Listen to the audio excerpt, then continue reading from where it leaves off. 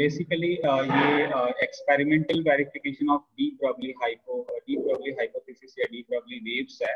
Right, de Broglie hypothesis कहा था कि every material particle associated with a wave, right, and that wavelength associated that wave is called de Broglie wavelength. That is the de Broglie hypothesis. So is any experimental verification of this hypothesis? Of course there is a experimental verification of this hypothesis that every material particle associated with a wave. And who was the scientist who discovered this experimental verification? Who was the scientist who done experiment for the verification of de Broglie hypothesis? That was Davison and Germer, American physicist थे, right, जिन्होंने इसके बारे में first ये पता किए कि हर एक मटेरियल के साथ एसोसिएटेड जो एक फिजिकल पैरामीटर है दैट इज वेव, राइट। तो इसको हम यहाँ पर ये पैराग्राफ आपको पहले एक्सप्लेन करके बताते हैं कि डेविसन एंड जर्मर एक्सपेरिमेंट से पता चला डी ब्रॉगली हाइपोथेसिस के बारे में, right.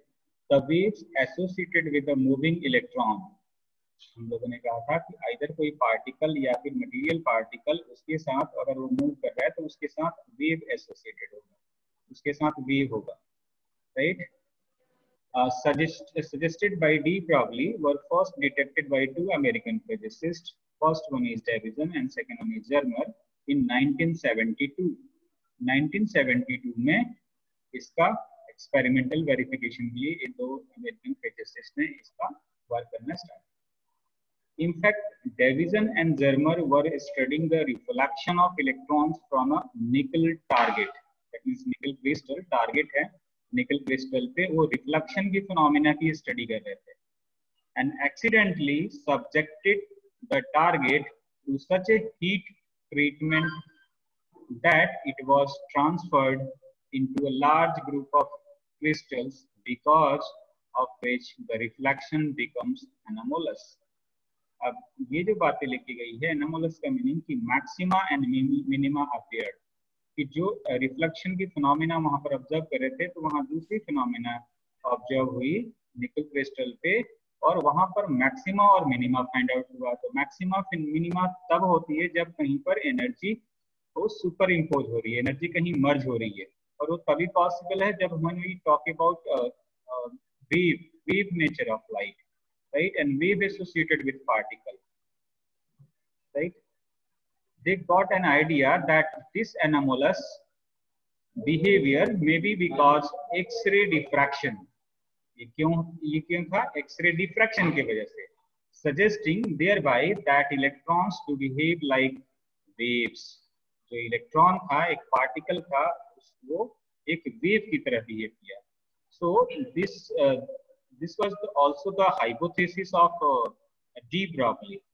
That the electron associated with the wave and that wavelength associated that electron is called de Broglie wavelength. तो इस फैक्ट को वेरीफाई करने के लिए, to verify this fact, they prepared a target consisting of single crystal of nickel, right? यहाँ पर large group of crystals पे सारा रिफ्लेक्शंस हुए स्टडी करना चाह रहे थे, तो इन्होंने और भी थोड़ा सा उसको ऐसा उनको फील हुआ कि वो कहीं ना कहीं इंटेंसिटी उसके वेव के वजह से इंक्रीज हो रही है और ये डिक्रीज हो रही है, मिनिमा हो रहा है या मैक्सिमा हो रहा है। तो उसको और भी प्रिफर करने के लिए उन्होंने एक सिंगल क्रिस्टल पे ये सारा कुछ एक्सपेरिमेंट किए, और एक्सपेरिमेंटल सेटअप के बारे में यहाँ पर सारा कुछ मेंशन्ड है। तो अब जो हम आगे टास्क करेंगे तो बेसिकली है क्या कि हम लोगों ने एक देखो ये फॉर्मूला यहाँ पर लिख रखे हैं, lambda is equal to 12.27 upon under root v, capital V, that is the potential, right? Angstrom में है। यस सर, डेट तो यहाँ पर मॉडर्न में 1927 लिखी है। तो हम लोगों ने फॉर्मुलेशन जो ट्राई किए थे in terms of potential, that is lambda is equal to 12.27 upon under root v, and that is in angstrom, right? तो हमें ये पता करना है कि this is the experimental, this is the mathematical concept of de Broglie hypothesis, right? Mathematical formulation है de Broglie wavelength का, right. किसी भी पार्टिकल के साथ अगर उसको हम एक्सेलरेट कर रहे हैं वी पोटेंशियल से, तो उसकी जो वेवलेंथ उसके साथ एसोसिएटेड होगी वो lambda is equal to this much. तो हमें ये प्रूव करना है कि अगर हम उस इलेक्ट्रॉन को कोई पार्टिकुलर पोटेंशियल दे रहे हैं, जैसे एक्सपेरिमेंट में डिस्कस होगा 54 वोल्ट, तो 54 वोल्ट पे लैम्डा की कुछ ना कुछ वैल्यू होगी एंगस्ट्रॉम में, यहाँ पर कुछ ना कुछ वैल्यू होगी, राइट। और इस एक्सपेरिमेंट के थ्रू इस डिफ्रैक्शन म्यूट रखिए,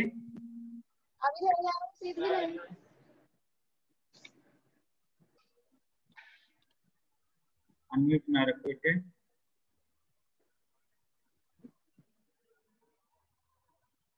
ठीक है। तो यहाँ पर इसकी कुछ ना कुछ वैल्यू आएगी जब हम एक पार्टिकुलर वोल्ट पे, और इस एक्सपेरिमेंट से डिफ्रैक्शन के थ्रू जब हम उस पार्टिकल का वेवलेंथ कैलकुलेट करेंगे तो वो आएगा, राइट। तो दोनों को कंपैरिजन करेंगे तो उससे ये एक्सपेरिमेंट वेरीफाई कर सकता है, ये थ्योरेटिकल कॉन्सेप्ट को, मैथमेटिकल कॉन्सेप्ट को, एक्सपेरिमेंट कि ये सही है या नहीं है। कोई एक्सपेरिमेंटल प्रूफ होना चाहिए।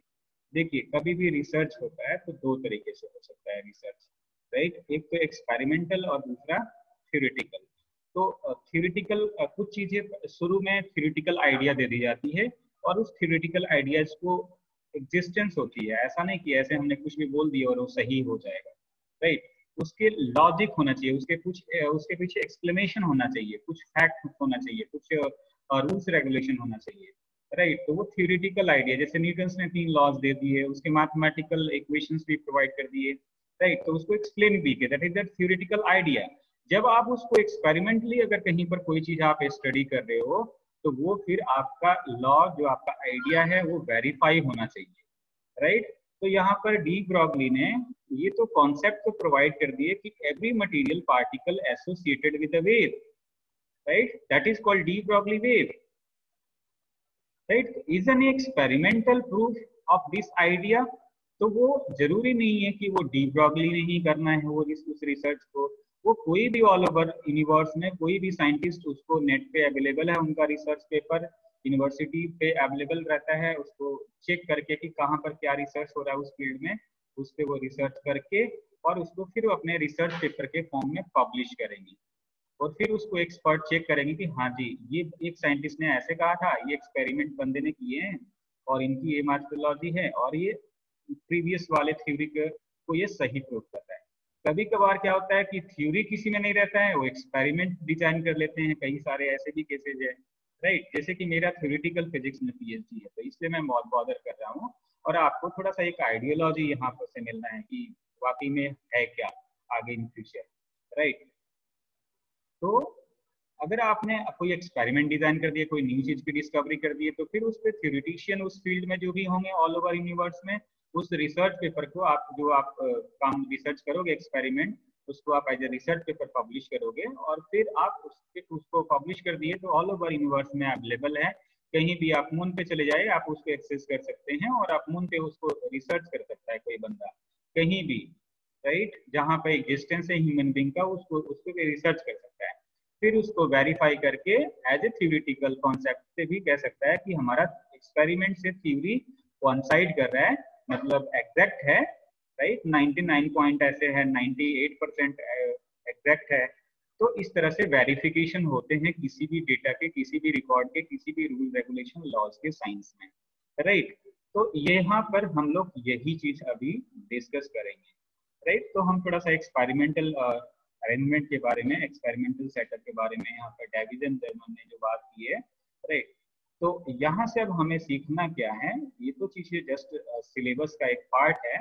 अब इससे कुछ हमें कॉन्सेप्ट लेना चाहिए कि भाई हाँ इस तरह से हमें भी कुछ एक्स्ट्रा ऑर्डिनरी कुछ थिंकिंग रखना चाहिए, कुछ एक्स्ट्रा ऑर्डिनरी कुछ R&D करते रहना चाहिए, right. So the experimental arrangement used for the diffraction of electron, क्योंकि ये जो डेविजन जर्मर थे वो क्या कर रहे थे, डिफ्रैक्शन फिनोमिना को, दैट मींस रिफ्लेक्शन को स्टडी कर रहे थे, राइट। देखो हमने शुरू में कह दिया कि लाइट के हम 5 फिनोमिना से वाकिफ है, reflection, refraction, right, refraction and third one is interference, diffraction and polarization. तो ये 5 फिनोमिना मेन ऑप्टिक्स के होते हैं, लाइट से होते हैं, जो कि हम इन फ्यूचर अभी बॉदर करेंगे ऑप्टिक्स में, right. So the experimental is for the diffraction of electron is shown in figure 1.15. यहाँ पर जो ये आप देख रहे हैं basically it is a diffraction phenomena of electron with the crystal.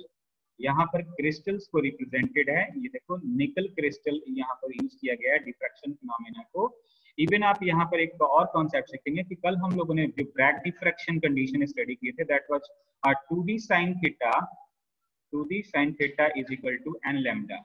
इसके बारे में भी आइडिया होगा। इस टॉपिक पे मैं इतना ज्यादा फोकस इसलिए कर रहा हूँ, ये बहुत ही इंपॉर्टेंट, इससे आपके कॉन्सेप्ट क्लियर होने आने, मतलब इतने ज्यादा इसमें कॉन्सेप्चुअल टर्म है। इन फ्यूचर अगर आप एमएससी फिजिक्स, एमफिल, पीएचडी जो भी इन फ्यूचर आप करना चाहते हैं, तो उससे इससे आपको बहुत सारा आइडिया मिल सकता है, राइट। तो आप कहते हो ना कि अच्छा ये सोडियम क्लोराइड होता है, सोडियम क्लोराइड का क्रिस्टल स्ट्रक्चर ऐसे होता है, तो वो कैसे पता चलता है? That is due to diffraction, X ray diffraction. Light को हम इंसिडेंट कराएंगे उस क्रिस्टल पे और उसका फिर इमेज बनेगा, उस इमेज से हम उसकी स्टडी कर सकते हैं, उसकी इंटेंसिटी से, उसकी हम इंटेंसिटी से, एक्सरे की इंटेंसिटी से स्टडी कर सकते हैं कि किस तरह का वो क्रिस्टल है, राइट। तो यहाँ पर हम डिफ्रैक्शन की स्टडी करें। The electron beam is produced by electron gun, right. अब यहाँ पर एक देखो ये फिलामेंट इस तरह से रिप्रेजेंटेड है, ये फिलामेंट है, तो टंगस्टन का यूज करते हैं और यहाँ से इसको अगर एनर्जी प्रोवाइड करेंगे तो इससे इलेक्ट्रॉन बीम, देखो एक रे होता है और एक बीम होता है। रे एक सिंगल पार्ट ऑफ लाइट है और beam bundles of ray of light, that is called beam. तो दैट इज इलेक्ट्रॉन गन से इलेक्ट्रॉन बीम, यहाँ पर जो इंसिडेंट बीम है that is electron beam, and that electron beam is incident on the nickel crystal.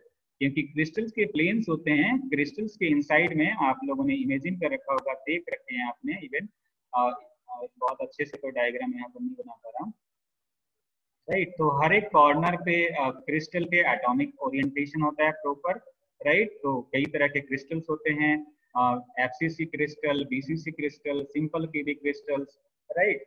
तो यहाँ पर nickel crystal use किया गया है, तो उसका कोई ना कोई ये सिंपल क्यूबिक क्रिस्टल होगा, राइट। तो इसके एटॉमिक स्ट्रक्चर है, तो यहाँ पर इस तरह से हम नहीं रिप्रेजेंट कर सकते हैं, जस्ट यहाँ पर हमने इस तरह से रिप्रेजेंट कर रखे हैं कि क्रिस्टल है, क्रिस्टल्स के प्लेन्स है, जो लाइंस रिप्रेजेंटेड है that is the crystal planes, right. तो 10 मिनट में मैं कोशिश करूंगा कि ये अभी एक्सपेरिमेंटल अरेंजमेंट डिस्कस कर दूं, बहुत ही कंसंट्रेट होकर के इसको सुनिए, समझिए, राइट। तो हम लोगों ने यहाँ तक डिस्कस कर लिए थे। The electron beam is produced by the electron gun, it contain a filament which is heated to dull red electrons are emitted by the thermionic emission, और उसको एनर्जी प्रोवाइड करेंगे तो thermionic emission that means heat की वजह से electrons उससे emit हो रहे हैं। these electrons are accelerated and the resulting beam is allowed to fall on the large single crystal of nickel। अब यहाँ से जो इलेक्ट्रॉन इमिट हो रहे हैं उसको एक्सेलरेट हो रहा है, उसको एक्सेलरेट करके सिंगल क्रिस्टल पे इंसिडेंट कराया जा रहा है। The electrons are scattered from the crystal in different directions। Diffraction तो यही होता है कि किसी शार्प कॉर्नर से शार्प एजेस से लाइट अगर बेंड हो जाए तो that is called diffraction. The phenomena of bending of light ray, light beam from a sharp edges, that is called diffraction. So these electrons are accelerated and the resulting beam is allowed to fall on a large single crystal of nickel। The electrons are scattered from the crystal in different directions, the angular distribution being measured by electron detector। क्योंकि सारे directions में electron diffract हो रहे हैं, scattered हो रहे हैं, right. तो उसको हम डिटेक्ट करना पड़ेगा कि क्या उसका स्कैटरिंग एंगल है, राइट। तो ये डिटेक्टर, इलेक्ट्रॉन डिटेक्टर यहाँ पर लगा है, इलेक्ट्रॉन डिटेक्टर से उसको हम फाइंड आउट कर सकते हैं कि उसकी स्कैटरिंग एंगल कितनी है। अब इस इलेक्ट्रॉन डिटेक्टर से जो एंगल यहाँ पर फाइंड आउट किया जा रहा है उसके बीच में ग्राफ प्लॉट कर लिए। The graph is plotted between angle of scattering that is phi, right, angle of scattering that is phi, and the intensity of scattered electron beam. Scattered electron beam का कितना है, ये जो स्कैटरिंग ऑफ ये दिया है 50 डिग्री, राइट, स्कैटर्ड बीम का, and the intensity of a scattered electron beam. These graphs are plotted at different accelerating voltage as shown in figure this one। यहाँ पर आप next पेज पे आप देख सकते हैं कि यहाँ पर, इसकी जगह मैं जूम आउट करूँ, कि शुरू में क्या किया गया कि 40 वोल्ट से उस इलेक्ट्रॉन को एक्सेलरेट किया गया, राइट। ये इंसिडेंट बीम का तो इस तरह का नेचर आया, राइट। उसके बाद 44 वोल्ट, फिर 48 वोल्ट, फिर 54 वोल्ट, फिर 60 वोल्ट, राइट। इस सारे वोल्टेज पे चेक किया गया कि क्या है उसका स्कैटरिंग एंगल, और फिर डी ब्रॉगली वेवलेंथ कैलकुलेट किया गया डिफ्रैक्शन ब्रेक डिफ्रैक्शन के कंडीशंस को अप्लाई करके, right. So it is observed that below 44 volt the curve is smooth, and at 44 volt a bump begins to appear in the curve. This bump continues to move upward, reaching a pronounced maximum at 54 volt, and phi is equal to, that is phi is the scattering angle, that is 50 degree scattering angle, that is phi is equal to 50 degree. Above 54 volts, the bump diminishes with increasing potential and almost vanishes at 68 volt.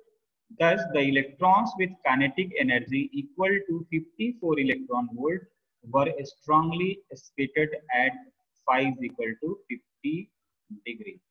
Overall conclusion जो आपने next page पे diagram देखे, जो graph देखे, उसमें different voltage पे हमने study किए। तो जो इलेक्ट्रॉन की काइनेटिक एनर्जी है वो किसके इक्विवेलेंट है, 54 वोल्ट पे, और स्कैटरिंग एंगल 50 पे।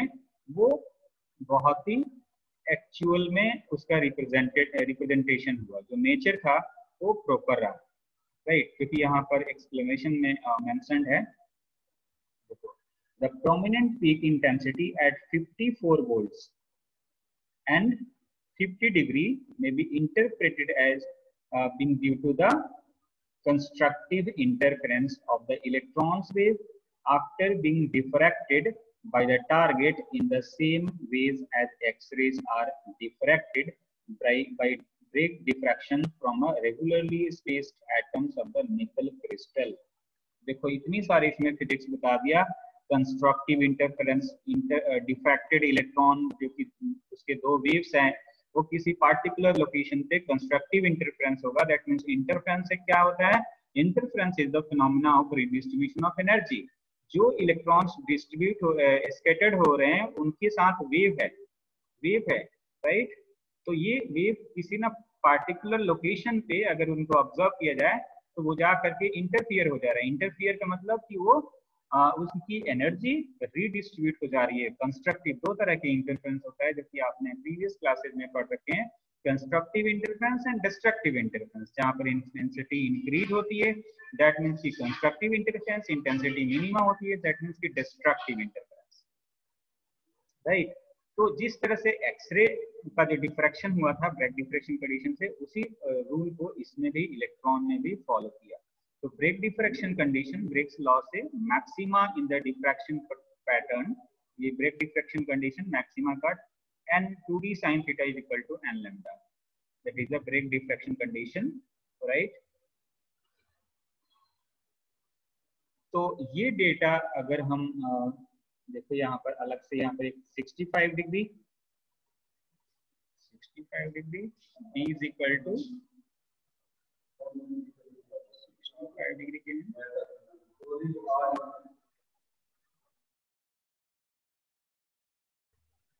Theta is equal to 65 degree यहाँ पर मेंशन्ड है, राइट। तो थीटा की वैल्यू 65 डिग्री। डी जो हम लोगों ने कल बात कर रहे थे, interplanar spacing between two crystal planes जो निकल क्रिस्टल में रिप्रेजेंटेड है, this is the interplanar spacing. अपने सॉलिड स्टेट फिजिक्स में पढ़ो या पढ़ रखे होंगे, राइट। तो 2d sin थीटा में ये फर्स्ट ऑर्डर के लिए हमने बोले थे de Broglie wavelength of diffracted electron, इस फॉर्मुलेशन से, इस एक्सपेरिमेंट से कैलकुलेट किए। तो 2 और डी की वैल्यू 9.1 sin 65 डिग्री, राइट। तो sin 65 डिग्री की कल एक न्यूमेरिकल में हमने वैल्यू भी रखे थे 0.9063, राइट। तो ये वैल्यू आ गई 1.65 एंगस्ट्रॉम, राइट। अब ये तो स्कैटरिंग एंगल से हमने कैलकुलेट कर लिया 65 डिग्री पे, राइट। तो यहाँ पर अब हम उसको एक जो एक्सेलरेटेड वोल्टेज प्रोवाइड करा that was 54 volt, right. 54 volt पे ये बिल्कुल सही रिप्रेजेंटेशन रिप्रेजेंट कर रहा है, जैसे कि यहाँ पर देख सकते हैं, राइट।